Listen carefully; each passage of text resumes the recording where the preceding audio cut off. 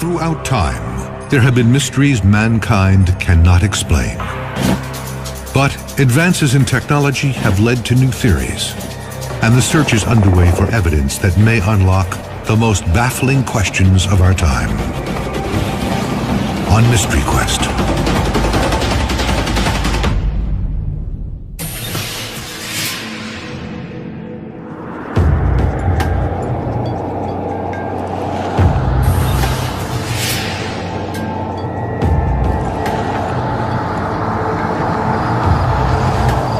The night sky is calm and clear.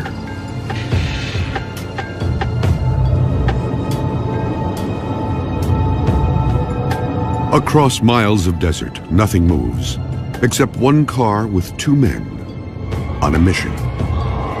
I could prove it. I know the place.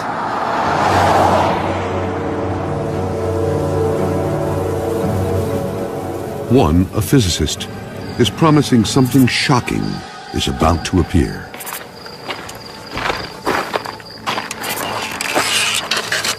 It'll show up just over that ridge.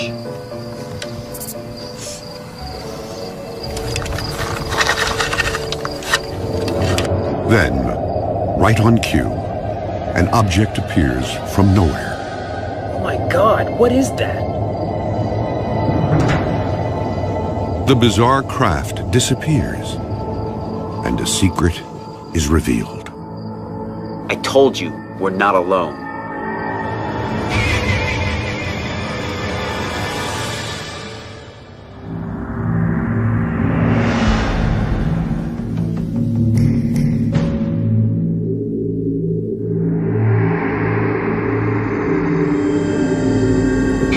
Questions about the existence of alien life have persisted for decades. Even more speculation surrounds the U.S. government and what it really knows. But amid the theories, there is one certainty: a belief that the public isn't being told everything. The conspiracy theories surrounding Area 51 are numerous. People use this as a blank slate on which to draw their darkest fears. While records are by no means complete, there have been thousands of reported UFO and alien encounters. From a mysterious crash in 1897, 6 years before the Wright brothers' first flight, to the Battle of Los Angeles in 1942, when UFO reports triggered massive anti-aircraft fire over the city.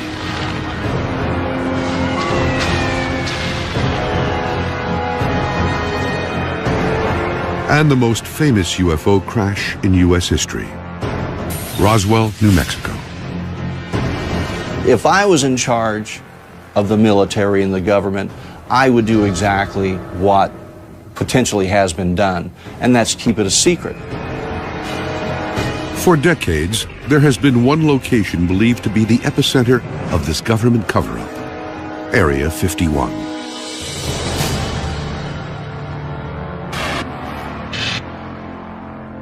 The military base is located in the midst of the Nevada desert, 85 miles north of Las Vegas.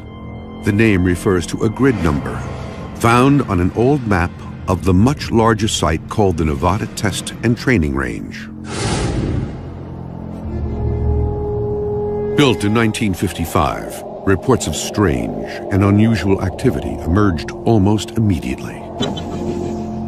Yet there is no official documentation the location even exists. Up until recently, it's been denied that it even existed, even though people knew about it. So that, to me, that's a mystery. Over the years, a portrait has emerged of this mysterious place. Many believe its primary purpose is a testing ground for the government's clandestine spy plane program. Today, Area 51 is very active. They've built new runways, new hangars. I mean, there's some 24 hangars there, so that's evidence that there's a lot of programs going on. Area 51 was created as a testing base for secret aircraft and secret weapon systems. That's all we know for sure, and that's all that the solid evidence is telling us. But others believe these secret weapon systems are simply a smokescreen to cover the real story. In 1989, details began to emerge of a program that went far beyond spy planes. There's a huge underground base out there, and that's where they work with the aliens, as hard as it is to believe. It's true. I mean, there are aliens all over the place. If you and I walked in on everything that was being done, I'm sure we would be flabbergasted. We probably could not conceive all the different types of testing, or even try to comprehend some of the technology.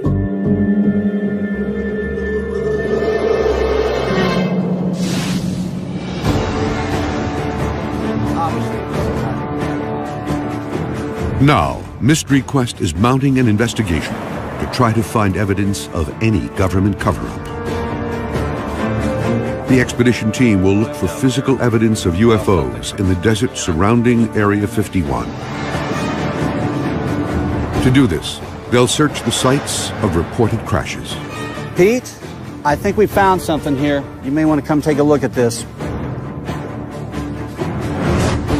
The science team will test recovered metal fragments and determine if they are from Earth or another world. What do we got? Mystery Quest will also talk to a former U.S. Air Force pilot who says the government is actively seeking to cover up knowledge of alien encounters. It's registered top secret. You can't tell your wife, you can't tell your commander, you can't tell anybody in the squadron. The team will also position cameras around the perimeter of the base and look for any anomalies that may appear in the desert sky, and use a powerful telephoto lens to glimpse further into Area 51 than ever before. Right, here it is. And our investigator will examine a new location to determine if the government has moved its alien operations.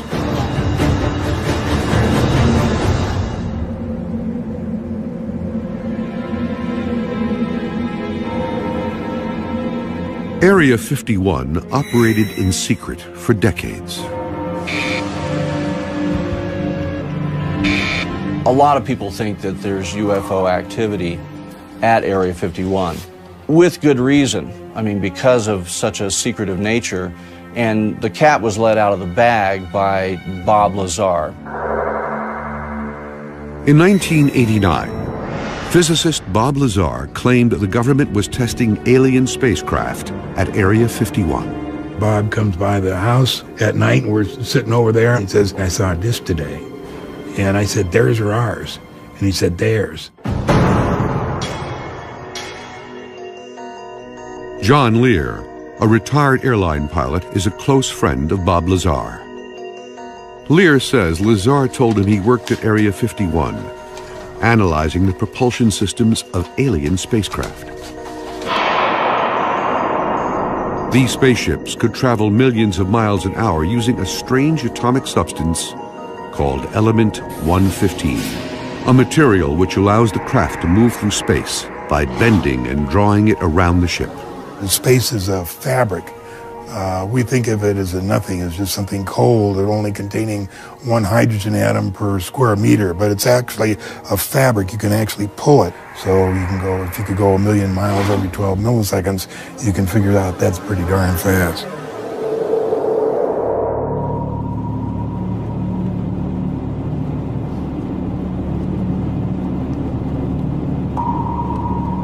To prove his claims, in March of 1989, Bob Lazar led John Lear to a location outside the base. Then he told him exactly where and when he'd see an alien spacecraft for himself. It was descending. It had come up, and everybody says, there it is, there it is. But I could see the yellow and the goldish. It was radiating, and it was descending. And I could see it getting close to the mountain. It was a classic saucer shape. If you put one plate on top of the other, that would be a flying saucer. That was what I saw. A secret test site. And just a few minutes ago, we saw one of the government extraterrestrial UFOs fly over there. We all watched it for about 7 or 8 minutes. Lear was stunned by what he saw and is convinced to this day it was not of this world. It was exactly the day, exactly the night, exactly the time that it came up. So he had to have worked there. He had to have, you know, been involved in the program to get information like that.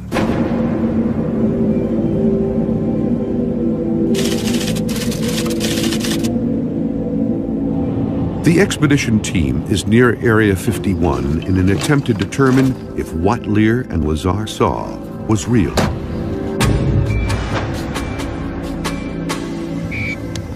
Peter Merlin is an aerospace historian and expert on the U.S. government's experimental aircraft programs.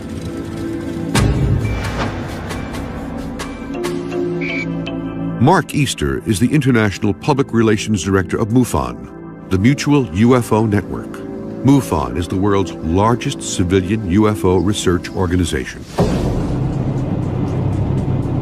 Their first task is to set up camera traps that will continuously scan the skies for 48 hours, looking for any signs of activity.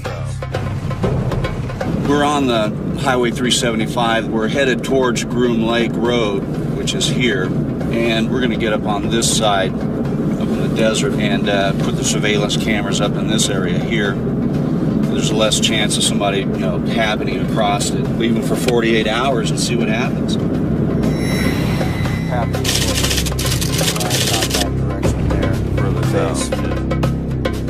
Mystery Quest has obtained 3 specialized cameras to digitally record the skies above Area 51 for 48 hours. The cameras are weatherproof, designed for areas where light levels change drastically. Infrared technology will allow them to capture images during the night.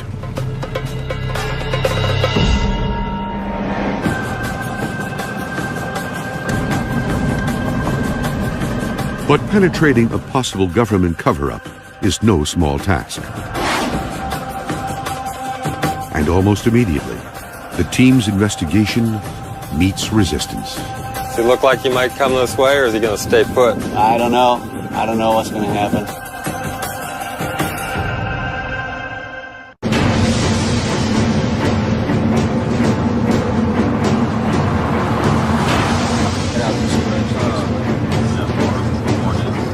Mystery Quest has traveled to the Nevada desert, hoping to unlock any cover-up about what our government really knows about alien life and UFOs.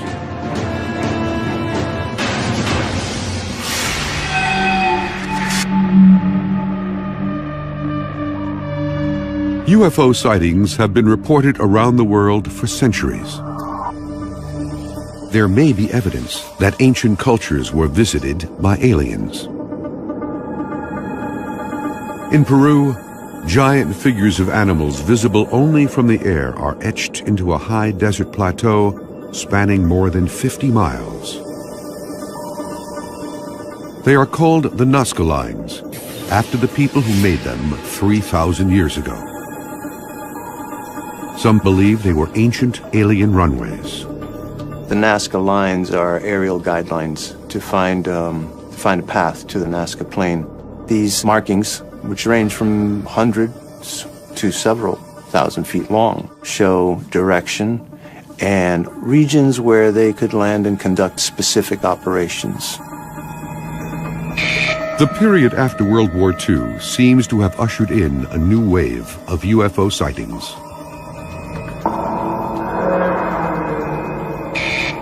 The most famous alien incident in history occurred in 1947 in Roswell, New Mexico.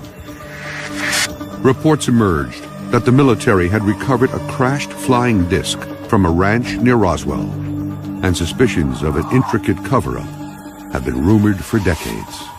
Parts were recovered, bodies were recovered, so the word went out before the military-industrial complex could get its hands on it and choke it. It is now known that governments around the world have also been keeping meticulous files on UFOs for decades. The United States has yet to fully release its files. But in 2008, the British government opened its files to the public. The reports were astounding. Thousands of unexplained UFO sightings.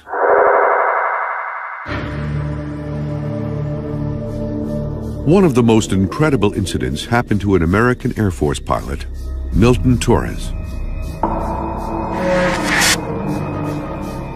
In 1957, Torres was stationed at a Royal Air Force base in Leeds, England.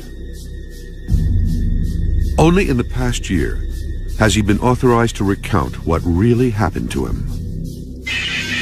They scrambled me. It was the most incredible thing. This would be a hot fire mission. This meant he had orders to shoot down whatever was up there. And I would be cleared to fire, and I would select 24 rockets. Torres climbed to 30,000 feet. The clouds were thick, slightly obscuring his view. But the image on his radar screen was clear.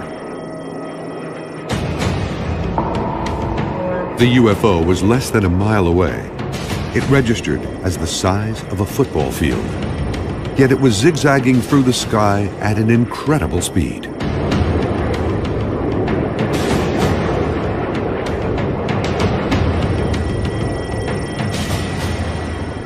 I saw it going up at about Mach 10, 10,000 miles an hour.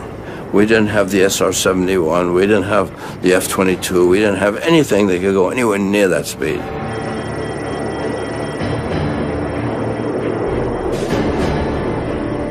Then, suddenly, the radar image disappeared almost as quickly as it had appeared. But Torres would quickly learn. The government didn't want him talking. The next day, the spook came from the embassy in London. So the man said, now you can't tell your wife, you can't tell your commander, you can't tell anybody in the squadron, including your wingman. It was registered top secret. If you say anything to anybody, we'll take you off flying status. Well, I worked hard to become a fighter pilot. I wasn't about to lose that, so I better shut my mouth. Some argue that what Milton Torres observed was only a radar anomaly.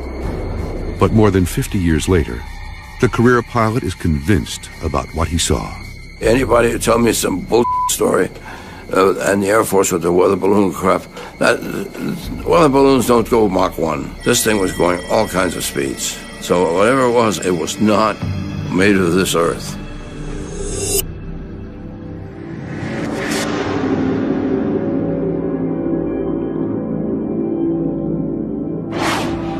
Speculation about an ongoing alien cover-up has raged for decades. Rumors are fueled by a government that won't officially admit the existence of AREA-51. What is known is that AREA-51 was originally constructed in 1955 as an aircraft testing site.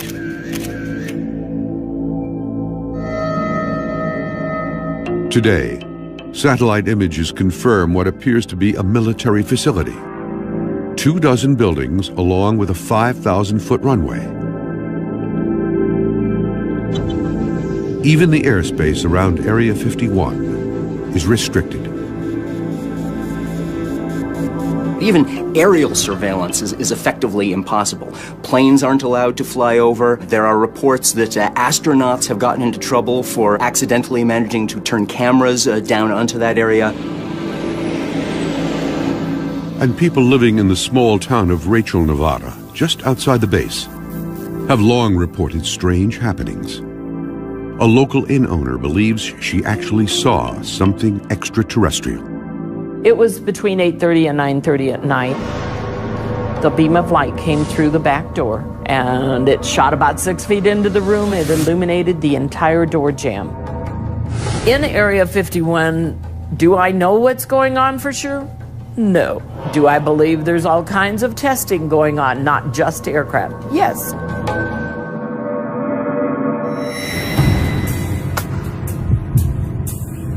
Next step, Room Lake Road. After setting the camera traps, the expedition team approaches the perimeter of AREA-51 in an attempt to survey the base. There is no official main gate that leads into Area 51, but any approach makes it clear that you are not wanted.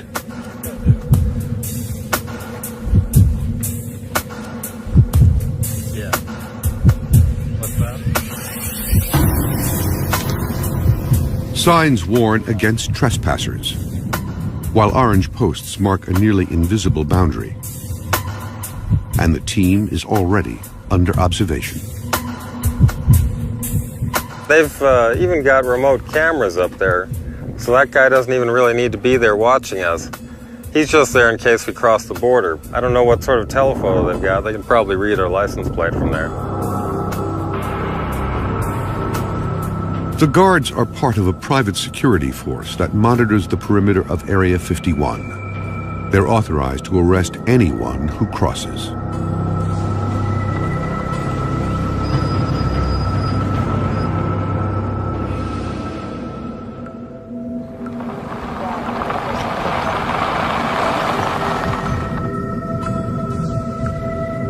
The investigators decide to test Area 51 security at another gate. Does he look like he might come this way, or is he going to stay put? I don't know. I don't know what's going to happen. He's just standing there looking at me right now, or looking at us.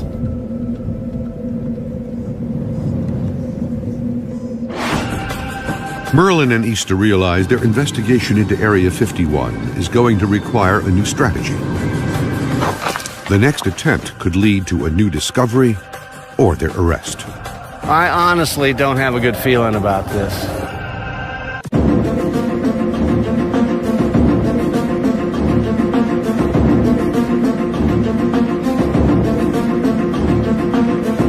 Mystery Quest is searching for clues into the truth behind the U.S. military's most secretive base.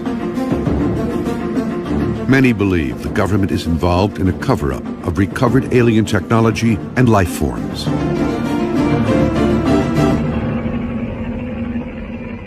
But what has been confirmed is that strange things happen near this desert testing grounds. Without warning and without explanation.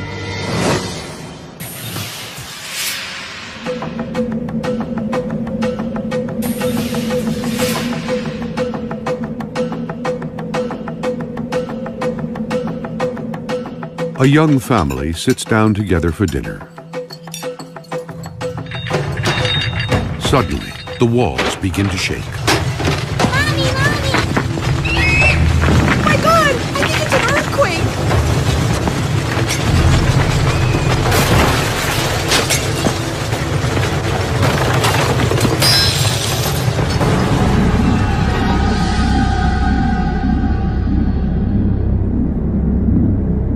But geologists confirm it's not an earthquake, and weather services report no unusual activity.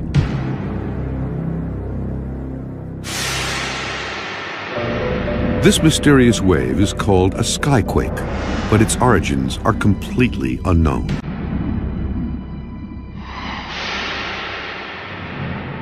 One theory is that these quakes are caused by a plane developed at Area 51 that flies so fast it is not called supersonic, but rather hypersonic.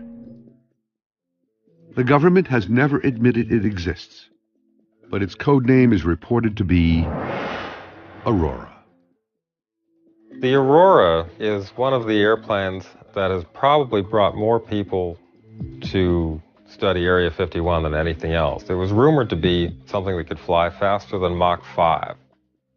Mach 5 is almost 4,000 miles per hour, twice as fast as any known airplane ever built.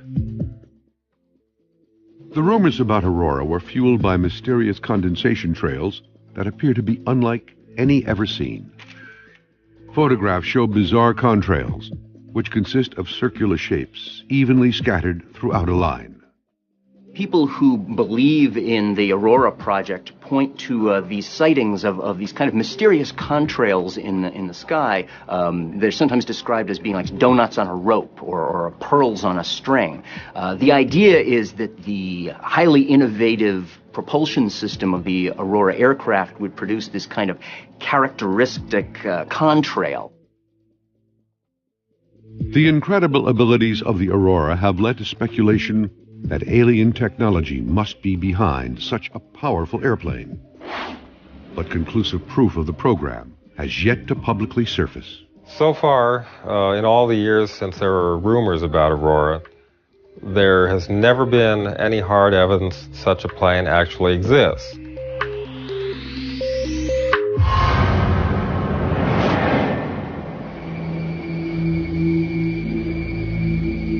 Area 51 may not be the only secretive government test facility with an extraterrestrial connection. Many believe there could be an alien research network of locations around the U.S. and the world. This thing has grown worldwide, and you have to have support, logistics, and landing sites for craft. Any place where the space shuttle can land in an emergency, you can bet that that's part of the Area 51 system. There are reports this network includes the Atlantic Undersea Test and Evaluation Center, or AUTEC, the Navy's ground zero for evaluating advanced technology. The base is located off the Florida Peninsula on Andros Island in the Bahamas. They have a natural laboratory for the testing of submarine technology. And if you think of a submarine, you really will get a good idea of what a UFO is. Because a UFO is basically a submarine that can come out of the ocean, go into the air, and go into space.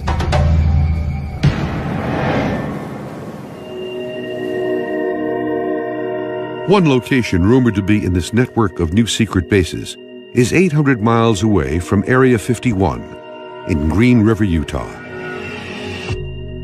In the late 1990s, there were claims Area 51 had become threatened by scores of tourists and alien seekers, and the government responded by moving their operations. Glenn Campbell has been investigating the military bases of the Nevada desert for 15 years. He is examining the rumors that may link the Utah facility to the UFO Research Network.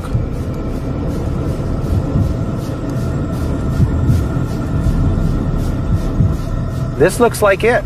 We're coming up on what looks like a gate. This is the main launch complex. This is the heart of this supposedly secret facility. I'm going to get out and check it out. The facility was once part of a huge missile test range called White Sands. Man, we got here just as a monster storm is blowing in from the west. This is what I think is the central launch complex. It seems to be in the center of the pads. I don't know what's in here exactly. They got this big old steel door.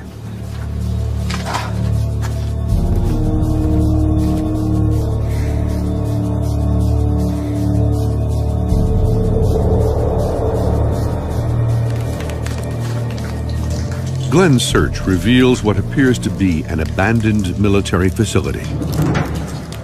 Debris and wires cover the ground.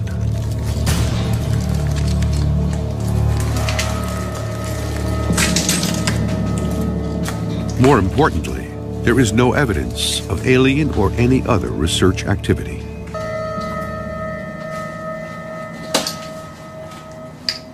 Now, there can always be one of those buildings where there's something secret, but the point is there's no infrastructure, there's no activity, there's no trucks coming and going, there's no people. This is a dead facility. This is not the new Area 51.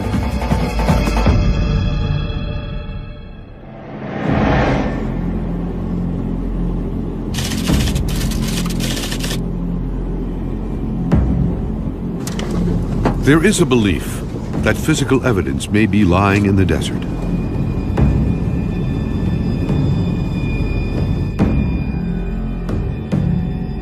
Now, the expedition team is on the hunt for that evidence. This came up on, right? Peter Merlin became aware of a location outside Area 51 where a crash once occurred. Now, how did you find out about this location here? I heard about it from some ranchers who lived out there back in 1967. Something came streaking out of the sky, slammed into the desert and exploded. Pretty soon, Air Force guys showed up in helicopters and trucks and kicked them off the land, told them to forget what they'd seen, and then they cleaned up whatever was left.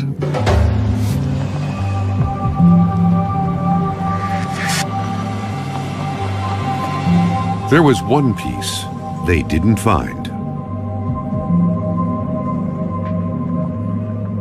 Check this out. You ever seen metal folded like that before? I have not.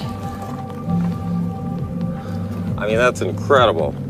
The force, it must have been planted in the ground at extreme speed. Not sure what kind of alloy that is. It's like stomping on a beer can. It's almost like it went straight in. But there's no impact crater here. I don't think it hit right here. I think it hit somewhere else and parts went all over. The piece is too large to move for testing. The team decides to split up and scour the desert for smaller debris. What we're out here looking for, it's not just what might be aircraft parts. You can't assume what you're looking for is man-made. You have to be open to whatever the case may be. Now, if it's a piece of something that I'm concerned about, I won't touch it unless we get a Geiger counter on it. The Nevada desert was the site of many atomic tests. Caution is paramount.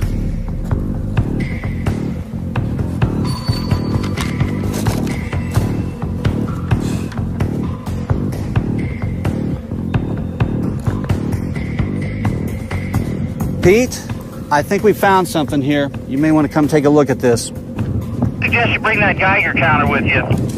Will do. The twisted piece of metal is about 6 inches long, and small circles appear to be bolt or rivet holes. I think we're okay. Looks pretty clean. What do you think? It's very distorted. Looks like it's been subjected to a lot of force. It's clean. Well, this is definitely downwind from that piece that you found. It is. It's right along the flight trajectory. Now you can see it's got some form to this side right here, but jagged on this side. This definitely tore off of something obviously larger. I'm wondering about these holes, if this was from heat, or this is more of an exact hole. These are probably bolt holes, I would imagine. They will send the specimen they've gathered to the science team to try to determine its origins. Well, this is an excellent find right here.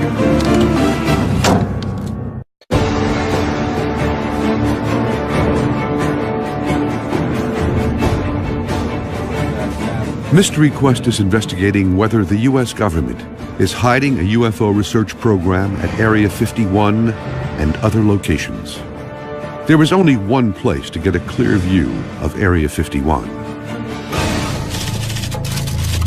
It is called Tikaboo Peak, an 8,000-foot summit 26 miles from the base.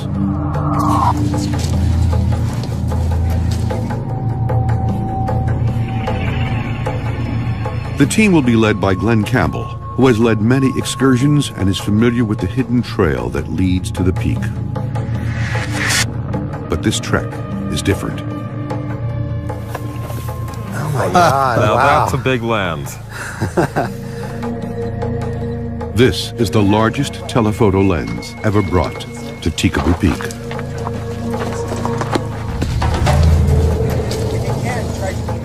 It can zoom 66 times further than a standard lens.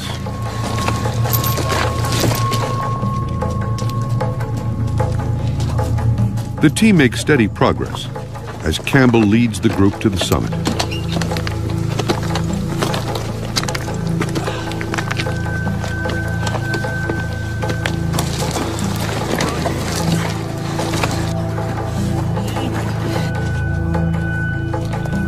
Look at that view.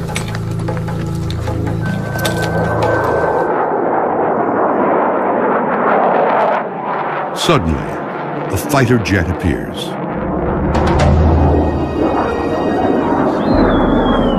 This guy has circled this peak 3 times, and I kind of ask myself, does he know we're here? Is he looking at us? The jet makes repeated passes.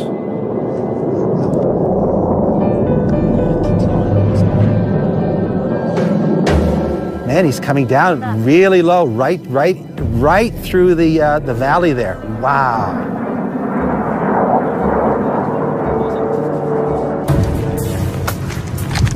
Then it becomes clear the government is scrutinizing the team's progress. Oh, yeah. Thank you. Coming! Coming! A military helicopter suddenly swoops in for a closer look. Man, they have to be here for us. Is he circling this peak? He's circling the peak. He has to be here for us. Well, there's no question. He's here for us.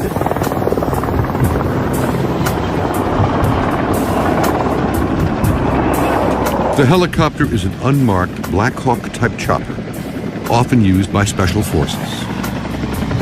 They have never bothered with us here before. My concern is we're not going to be no one's going to interfere with us up there on the peak. We get down below, we may find the sheriff waiting for us, the local law enforcement. There's the helicopter again. And he's directly over Peekaboo Peak. And he's here to watch us. There's no other reason for him to be here. The helicopter circles for 20 minutes, then disappears as suddenly as it arrived. I honestly don't have a good feeling about this.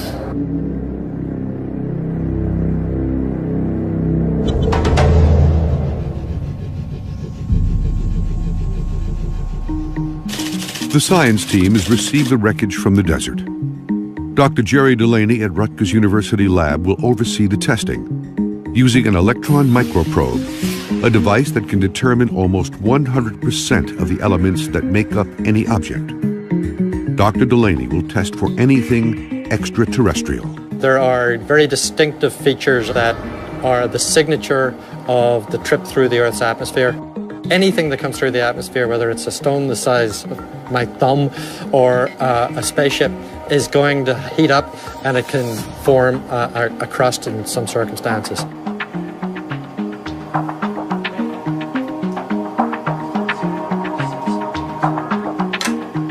The microprobe generates an electron beam. And that, in turn, generates X-rays. They will tell me what the composition of the sample is. The information is sent to a computer, which identifies the chemical makeup of the sample. What do we got? Ooh, oh my goodness. Well, it isn't what I thought it was going to be. Having said that, it is a very typical terrestrial alloy. It's brass. This object looks as if it was something that was man-made, maybe a vehicle, maybe a farm equipment, maybe something military, I don't know. But everything about it says man-made, terrestrial.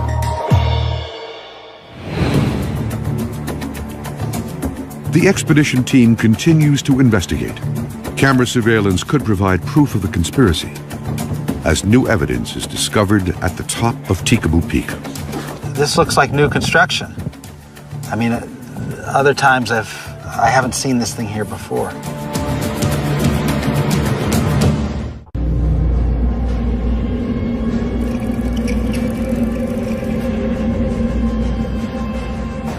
Mystery Quest is deep within the Nevada desert, trying to unlock the puzzle of extraterrestrial life at Area 51. This commercial aviator believes that the government is reverse engineering alien technology at Area 51. This Air Force pilot says he encountered an alien craft at 30,000 feet. And these researchers are trying to gain more information using an incredibly powerful high-definition lens to peer into the base. The team has climbed 8,000 feet to capture the closest images ever taken of Area 51. Surveillance helicopters and jets have buzzed the expedition and seem to confirm there is something the government does not want revealed.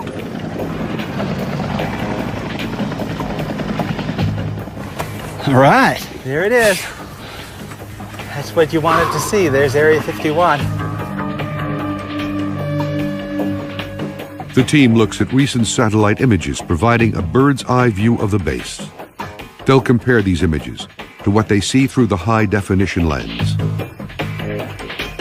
New construction would prove that Area 51 is an expanding facility.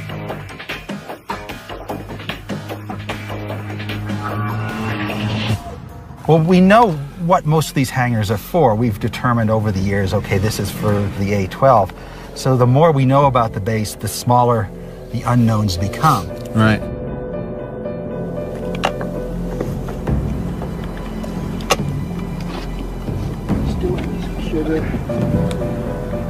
What do you see? The team examines the base through the powerful lens. Multiple buildings and runways are clearly visible on the monitor. But no cars or people are observed. Then, Glenn Campbell notices something. This looks like new construction. I mean, other times I haven't seen this thing here before. Wow, what do you suppose it's for? Well, it's big. And what do they need a hangar that big for? Campbell spots a large hangar, which appears much smaller in the satellite photo. And something new implies a new program of some sort, doesn't it?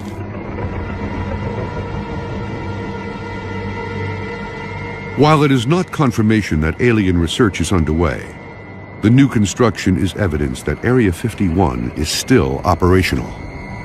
Do you have any insight with your background as to what potentially the future of what they're hiding here is?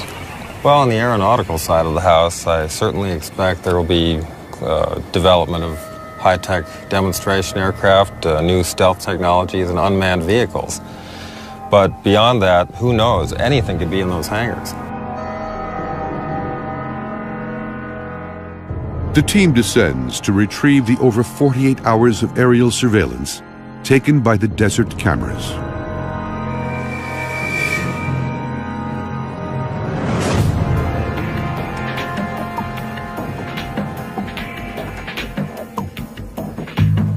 This is actually the turnoff here. The footage reveals two possible sightings. In one scene, an object seems to appear, then quickly vanish in the sky above the ridgeline. In the second, a procession of lights drift near the horizon. But careful examination has revealed these anomalies are not evidence of UFOs. The first was determined to be a sudden cloud formation. In the second video, a series of lights appear on the horizon. However, after examining the evidence, the team concludes these lights are most likely headlights from passing automobiles.